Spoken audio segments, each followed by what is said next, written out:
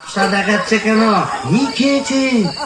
তুমি পুরুষ ঠাকুরের মাল টেনেছো? টেনেছি, বাইনান্স দেখেছি, জিলিপি, গজা, রসগোল্লা, সন্দেশ, মুরগির ঠ্যাং, চপ, কাটলেট, দিশি, বিলিতি সব খেয়েছি। সর্বনাশ! যাও যাও, বাড়ি যাও, অনেক রাত হয়েছে। বৌমনি কোথায় চিন্তা করছে? দন্ত কেয়ার, দন্ত কেয়ার। আর শিবচার সে শিবুর নেই, বুঝেছ? আমার বুঝে কাজ নেই, অন্যের তো বৌমনি বুঝলেই হবে। তুমি যাও তো। এখন কি হে নাগর তোমার আমার প্রতি সেমন আছে তো? আরে তো কিরে, দরজা খুলবি? আরে তো নাকি লাথি মেরে দরজা ভেঙে ফেলবো আমি। কেন? যে সতীদের বাড়ি গেছিলে সেখানে থেকে গেলে তো পারতে। কি বললি? মা কালী তো সতীন, মরবি।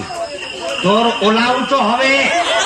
জোড়া পাঠা দিয়ে কি কালি গেলে এমনি এমনি মানুষ করে কি নাকি? তুমি মা কালীর কাছে আমার মরণ কামনা করে এলে? এলাম করে এলাম করে তোমার এ কি রে? এ তো বমি করছে। কিসের যেন একটা গন্ধ বেরোচ্ছে। ছি, ছি, ছি, ছি, ছি, ছি। তুমি মদ খেয়েছো? বলো যা, এ তো বমি করেই চলেছে। ওরে ও হারু, ভালো গো খুড়িমা। এই দেখ তোর খুড়ো কেমন করছে। এ কি গো, হে বমি করছে নাকি? আহা গো, পেট রোগা মানুষ কলকাতায় গিয়ে লোক সামলাতে পারেনি। চপ, কাটলেট, জিলিপি, জিরে গজা সব খেয়েছে, মানে দিশি বিলিতি সব। বলিস কি রে? এ মরণ গেলে মিলে এলো নাকি? আসলে তোমার হাত থেকে ছাড়া পেয়েছে তো, তাই ছাড়া গরুর মতো সারা কলকাতা রোদের মধ্যে টোটো করে ঘুরে বেরিয়েছে। আর মা কালীর কাছে আমার মরণ কামনা করে এসেছে। এই বলে দিলাম, আমি যদি সতী দুঃখী হই, তোর মা কালী তোকে উল্টা ফল দেখাবে।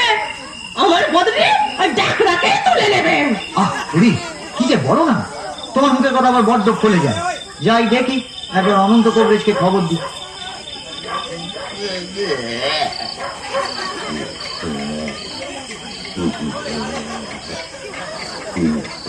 কি হলো? দেখুন না কবরেজ মশাই, কলকাতা থেকে এসে খালি বমি করেই চলেছে, করেই চলেছে।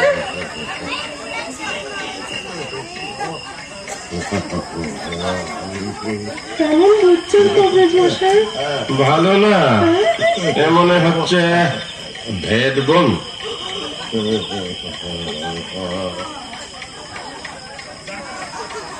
কবরেজ মশাই, আশা কম, এই শেষ দাওয়াই দিয়ে দেখি।